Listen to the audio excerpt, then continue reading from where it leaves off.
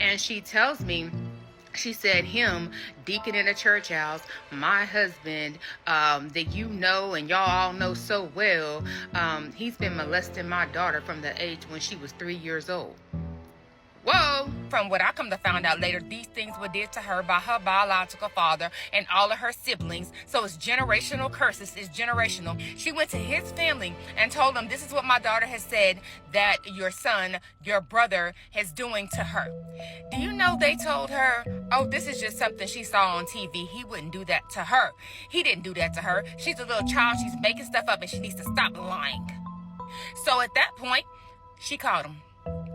She caught him doing these things to her daughter. Talked to him. They had their thing. I'm sure they fought it out or whatever. And she still stayed. Welcome back to another episode of Clocked Out Conversations. I'm your host, Fahim, and today we got some more TikTok content. Part 1, how I found out my friend was being essayed by her stepfather. Her mom knew about it, and they are still together today. Ooh-wee. I'm not here to waste your time. Like, comment, and subscribe if you want to see more, and let's get into it. All right, let's get into it. Part 1 of how I found out that someone I was very close to was being essayed by her stepfather, and her mother knew about it. All right, I will try to make this a mini series because I don't like long series, but I want to jump right into it.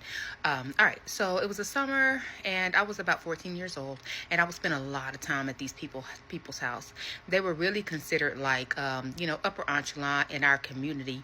Mom had no problem. Mom had actually grown up with the stepdad, and so she had no problem with me being over there. I would spend loads and loads of time with these people. They were upstanding. They were church-going members. I mean, I thought, nothing of nothing. I felt very safe there. Never felt anything out of line. And then one weekend I went over there and the mom wasn't there. And so it was just the stepdad or whatever, which was the girl's stepdad. He was there, and mom wasn't nowhere to be found. And so it came to be about Sunday, and he was like, girls, I didn't ask any questions. I mean, I was young. I wasn't worried. I didn't ask any questions. He was like, okay, girls, we need to load up and go look for her. And so we're looking in all these sketchy ass, excuse my language, but sketchy places, like in alleys and just weird. I'm like, why are we looking for her in alleys or whatever? Anyway, so we looked, we could not find her. We went back to the house, and when we get to the house, she's there and she's taking a shower. And so she's taking a bath, not a shower. They didn't have a shower. They had a bathtub. And so we were, me and my friend, we were outside, and we hear this fussing and stuff. And so she's like, let's just go outside where they're arguing, whatever. And so we're outside and we're listening to all this crazy fussing and stuff. And so then we go inside because she needs to use the bathroom. So we go inside. And literally the mom was out on, he had pulled her out of the bathtub, and she was buck naked, as naked as she was whenever she came into this world, and she was just on the floor. And so she looks at me and she says, I have something to tell you. And I'm like, why? Who? Me? I'm just a guest here. Like, why what? I don't know what's going on. I don't know what's going on. And she tells me, she said, him, Deacon in a church house, my husband, that you know and y'all all know so well, he's been molesting my daughter from the age when she was 3 years old. Whoa. Drop this on a 14-year-old who comes, and I was like, what do you want me to do? I don't know. Like, I'm confused. I'm a child. I'm scared. And the girl, my friend. What does she expect the 14-year-old girl to do with this information? I'm confused. And more importantly, why haven't you left him? Called the police on him? Have him arrested and imprisoned? Some of these women are implicit. Let's keep going. Immediately yells, Mom, why are you doing this? Mom, like, she immediately starts yelling at her, and I'm like, okay, so this is like crazy awkward. I just want to call my mom. Mama, come get me. So I go outside, and I'm like processing this. I just go outside. This was back in the early 90s, and so, I didn't have no cell phone or anything like that. I couldn't text mom or anything.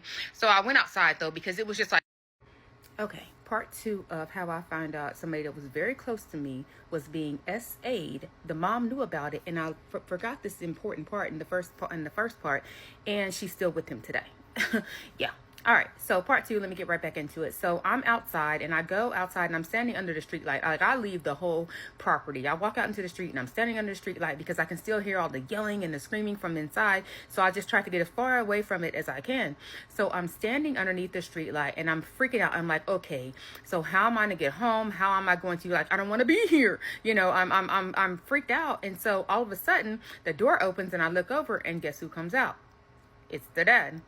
Not my friend, not her mom, but the dad. And he walks over to me and I don't know if to run. I don't know if to be, I don't know what to do because like I said, I've never felt unsafe there. He had never done anything to me, never ever. And mind you, I had been going over there since I was in elementary. Like I was middle school, maybe going to high school at this time. So it was middle school. And so I didn't feel any type of way, but he walked over to me and he's like, you want to call your mom to come get you? And I'm like, yes, sir, I do. And so, but he didn't make a move to hesitate to like try to walk inside. He's like, well, do you want to know if it's true? And I'm like, at this point, I'm like, you know what? F it. Yeah, sure. Why not? I'm like, yes. And so then he goes, well, let me start with this. He said, my wife has a heavy drug addiction. He said, he said, I won't lie. I got her into drugs, heavy drugs, like heavy drugs. And he said, I got her into it. He said, so I take responsibility. I was able to go to rehab and I'm not on it anymore, but she is. And he said, and that's where she's been all weekend. She sold my car. Y'all, this story gets crazy. He said, she sold my car or rented out my car to a dealer. And that's where she's been pretty much, doing things ungodly with him all weekend. And he said, so let me start there. He said, so I'm responsible for that. He said, but as far as the other part, yeah, he said it's true. I did. From the age, from when she was a little girl all the way up until now. And I was stunned. Like I already, she had already said it and he didn't deny it in front of her. So I kind of knew it was true. But at this point, okay, so now you're telling, why you felt like you needed to tell me? I don't know. I would have just sent me home. Like, just send me home. And so I was like, I want to know why. And he said, I don't know why. He said, I don't know. And I'm like thinking to myself in my brain, even at 14, like I'm thinking in my brain, what's attractive about a little 3-year-old child? This is disgusting. This is sick. Like, this is sick. Just call my mama. I will call my mama. Okay. So he's like, okay. He's like, well, let's go inside and let's call. Part 3 of how I found out someone very close to me was being essayed by their stepfather. The mom knew about it and they are still together today. Okay, first off, this sounds like an episode of BMF. You got the mama addicted to drugs, out here selling drugs, out the car to doing things ungodly with the drug dealer. Oh my goodness. That's number one. That's crazy. Number two, he is criminal. He is criminal. He's engaging in criminal behavior. He is disgusting. Frankly, and this isn't to generalize all of the victims of SA because it is a very touchy subject in conversation, so I do want to heed that point. But I would also like to say, people who go around hurting others in the way that he has hurt that 3-year-old typically were victims of the same hurt when they were younger, whether they remember it or not. In fact, there is evidence to show that individuals who do not remember themselves being hurt the way that he hurt that 3-year-old usually experienced very extensive molestation and assault.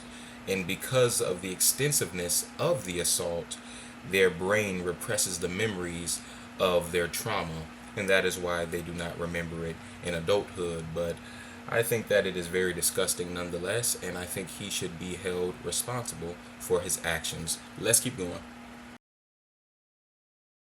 Okay, All right. So at this point, the stepfather had made his confession to me. He told me, you know, if I want to go call my mom, like I said, I never felt unsafe. So I'm like, okay, let's go inside. Let's call my mom. I just want to go home. Mind you, my mom stayed about about an hour away back then, because I think the speed limit was like 55. And so she stayed like an hour away at that time. And it's the middle of the night. Mind you, it's got to be close to midnight. Like, it's late, and I wasn't due to come back home for another week. So it was a summer. So I wasn't due to come back home for another week. And so I'm calling my mom like, you know, I need you to come get me. And she's like, okay, I'll come. Because, you know, mama, a real mama, you call her in the middle of the night, she's coming. She's like, okay, but you know, it's going to take me a little while to get there. I'm like, okay, that's fine. So I'm like, I'm just going to sit outside the whole time on a bench until she gets here, because no, I can't be in the middle of all that. I don't want to be. I'm a child. I want to go home. And so I'm sitting there. I go, okay, I go outside and I'm sitting, and my friend comes out and she's like, you know, are you mad at me? And I'm like, mad at you for what? What you do? You were a child and you're still a child. And she's like, well, keeping it from you and continuing to let you come over here, you know, knowing. I'm like, no, I don't blame you at all. Mind you, this is my 14-year-old brain processing it. And I just want to be there for her. I love her. And so I just want to, like, no, but, you know, do you want to come home with me? You know, at this point, I'm trying to offer her some shelter. Do you want to come home with me? And she's I will say that, albeit they are 14, or her friend is around the age of 14, it is very irresponsible for her to have brung her friend over knowing that her dad was touching her inappropriately. She really put this sister in harm's way, but let's keep going. like, no, I'm gonna, you know, I can't go home with you. I'm gonna stay here, whatever. I'm like, oh my goodness, right? And so we just kind of sit there pretty much in silence until my mom gets there. It was so awkward while they were in the house doing whatever they were doing, arguing and all the things. And so this is the part right here that gets me. So my mom gets there. Now, mind you, like I told you, she grew up with him.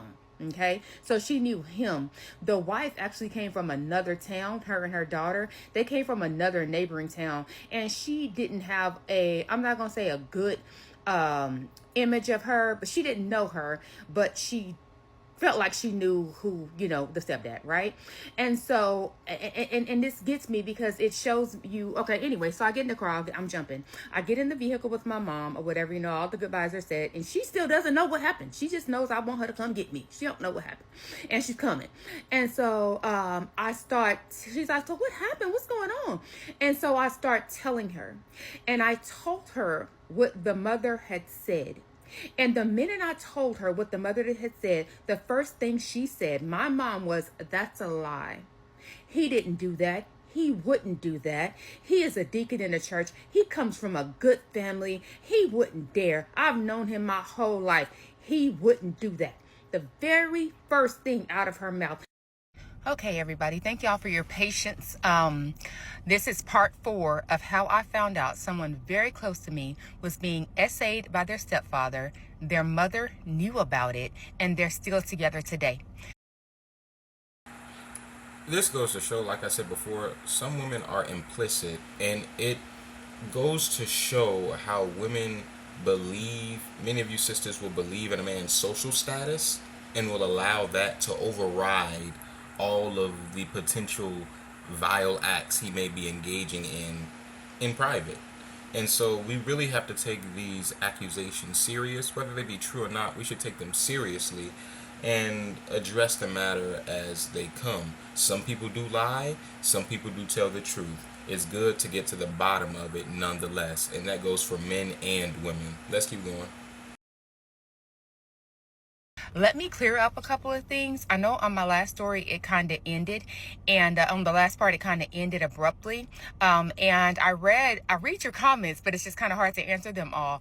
And someone had said your mom knew about it. She didn't. She didn't. This man was so manipulative. Like, he had everybody convinced. What she knew is that she had grown up with him, like literally grown up with him, you know, played, went to school together, everything, small town. She knew that this woman that he had married, mind you, this was many years, of course, before, that she came from a town, and the town that she came from, or the family she came from, wasn't as uppity as the family he came from. Okay, she had a child out of wedlock, and supposedly by a married man. She was not, they didn't even deem her as good enough to be with him, like that type thing. So if my mom looking at that, automatically, oh, she's lying. She made, and then when I said no, she's not, well, her mother made because I said, the daughter told me too. She's like, well, the mother made the daughter say it. Like, she was really, this man was so convincing and is still so convincing. He had everybody tricked. He really, really did. So I can't say that she didn't know. Okay, moving on. Let me get a little bit more of this story in. All right. So I tell my mom, but the look on her face when I told her no, he told me himself it was true. Like, she literally pulled the car over and stopped and looked at me. And I said, Mom, he said it was true. And she just was like blown away, like, wow, like really surprised that this man did these things and that he admitted it to me. Like, she just could not believe it.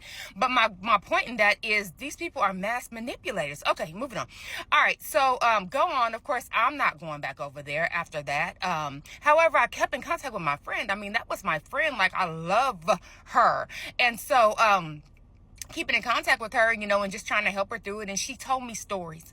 She got so graphic about the things he did and things that she can remember from 3 years old. At 3 years old, all you should be remembering is playing with your toys and growing and hitting milestones. But she told me gruesome details of it. Mind you, Mom's still there. Still, relationship still going, still there. And so, and I'd ask you, are there things that is he still doing these things to you? And it's crazy how manipulative and how, the brain works. So he's been doing these things since she was 3 years old, right? So when he would, oh God, y'all, and this part of the story really is. Okay, I'm not going to get into what I was just going to get into because I feel like it just kind of across the line with her confidence in me. But I will say this. He would use the things he did to her as like a yardstick. So you're not being a good girl. So I don't know how to explain it, but he made her want that attention from him. Because he had been doing that to her for so long, like when he wouldn't do it, she wanted that attention from him. Doesn't make her a bad person. This is just how she was conditioned, how her brain was. Okay, it's crazy. I can go deeper in that in a different series, but I want to finish getting this story out about how they're still together today. So I'm conversing with her all the time. I'm trying to be there for her. I'm talking to her. She is telling me little bits of a story. She told me how when it first started happening, when she was 5 years old, she went to her mom. And she told her what was happening. It started happening when she was like 3, but about 5, she went to her and said, this was wrong. So this woman, who came from a broken family, who came from what I come to find out later, these things were did to her by her biological father and all of her siblings. So it's generational curses. It's generational. So whenever her daughter came to her and told her, she really didn't want to go back to her family because of what she had came out of. So she went to his family. She went to his sister. She went to his mom. She went to his dad. She went to his family and told them, this is what my daughter has said that your brother, is doing to her. Do you know they told her, oh, this is just something she saw on TV. He wouldn't do that to her. He didn't do that to her. She's a little child. She's making stuff up and she needs to stop lying. This is what those people said to her, and the mama went home with that and believed it. And I figured that this was a generational thing, considering that the mother did not address it properly. She said that she went to the family of the father and they basically just told her off. And so, yeah, I figured that this was generational. I figured that she had some level of trauma. That's why she was manipulated by him, or able to be manipulated by him, to start doing drugs, heavy drugs at that. Not to mention, that probably inhibits her cognitive function in order to be able to make a good decision, such as leaving him and protecting her daughter. But I digress. Of course, I think that this is a horrible situation. Let's get back into it. I don't know if she believed it, but she most definitely went home and pretended to continue to live life like her daughter didn't just tell her this man was doing this to her. This is all coming from my friend. And so And even I eventually even talked to the mom, and these are things that she said. Okay, so they said that he would never do that. Once again, he's a deacon in the church house. He would never do that. That's something she saw on TV, and now she's putting it into her own life. All right, so a couple of years down the road, he continues doing it. He's not looking at her like, "Ooh, I got away. Let me go ahead and stop." Nah, he continues to do it. So at that point, she caught him. She caught him doing these things to her daughter. Now, I'm not going to start saying what I would have done. I'm not going to do that. But I will say she caught him in the act doing this to her daughter. Talked to him. They had their thing. I'm sure they fought it out or whatever. And she still stayed. I got the opportunity later on to ask her why she stayed. And staying there was better than going home to the home that you left. Okay, I don't that don't register with me. Okay, moving on. So she caught this. All right, so she caught this. He says, "I'm never going to do it again. Oh, forgive me." Blah blah blah, all the things that they supposed to say. And she falls for it, okay? Or maybe she didn't. I really don't know at this point, but she falls for it. So now, the daughter may have been about 8 at this time. 8. So then he continues. Of course he continues to do it. Of course he continues. He doesn't stop doing it. But now the daughter is thinking, she knows I'm defeated. No one's going to save me. No one's going to help me. So just let it go. Let it go. Let it do. Just let it happen. Just let it happen. Because my own mom, now, mind you, she didn't have, her biological dad wasn't in her life because, like I said, she was born out of, that was somebody else's husband's. And so, yeah, sadly, the children of, the things that our parents do, unfortunately, we get the short end of the stick. So she didn't have a father. And so she's like, this is the only father she knew. And he was doing these things to her. Mom knows. Mom caught it. Mom saw it. Mom doesn't care. Why should I? And so he continued.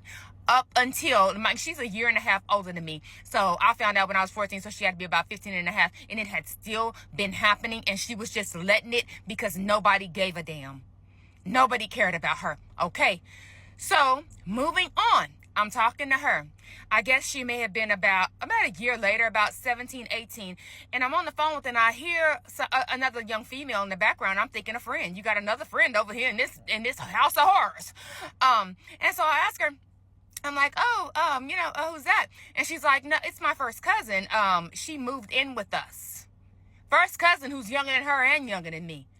Moved in with you. What you mean she moved in with y'all? Well, her mom needed a break. And so my mom said, she can just come live with us. So now, not only are you allowing your daughter to get this done to her, you're bringing other people's kids in this household to live. You're bringing other people's kids in this household to live. So what? So he can do it to them too? What is wrong with you? Oh, and it gets so much worse. I'm like, that's not okay. What's happening here, right? Okay. So moving on. This little girl that moves in with them, she's promiscuous. She's doing that. Now, she never made an outcry and said that he did anything hurt to her. I really do not know. But part of the reason she was sent over there was because she was promiscuous and her mom couldn't handle her or whatever. And so she's like, oh, go over here and stay with the good, upstanding family, the deacon and his wife and his daughter. Go over there because they're gonna make you well. They're gonna do you so good. It's image. Everybody truly is still now seeing this family as this top of the line family that everybody wants to be with. Everybody.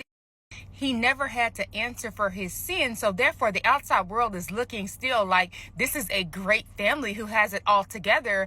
And so the cousin was thinking, okay, let me send my daughter over here because their daughter's not wilding out, their daughter's not promiscuous, she's not in the streets, so go live with your cousin. And so, but my thing is, at that point, the wife should have said, no, she can't come over here. I would rather not. But no, she doesn't want to break this image of this perfect family that you have, that the world sees, this perfect family that you have, and so you allow it.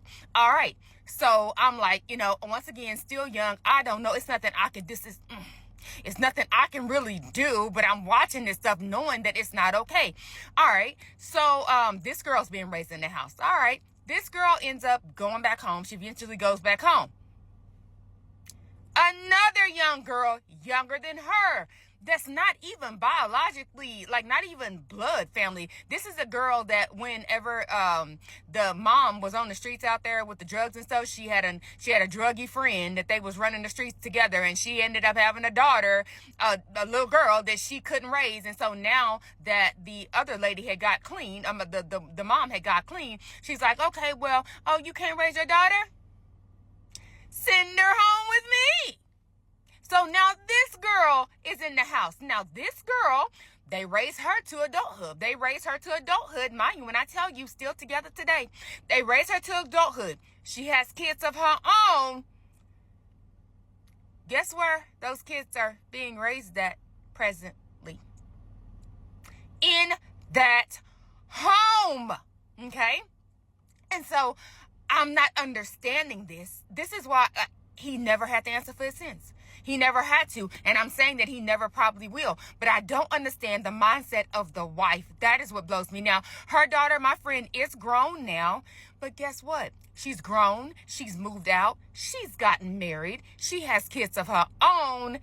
And her husband, I don't know. I can't say what he's doing or not. But I can say that he's emotionally abusive. She takes it. He is very demeaning to her, speaks down to her, is ugly to her, and she takes it. Because just generationally, just like her mom, is better than what I came from. I don't want to go back to where I came from. So when does the curse and when does it break? Like, when does it break? When, at what point? Thank y'all for listening to my story. It's so much more that I skipped over trying to protect my friend. But it's like so much is swept underneath the rug. So much is swept underneath the rug. And then things, I mean, they're allowed to continue. Y'all, today, till this day, people say, oh, to this day, he's like a hero in his town.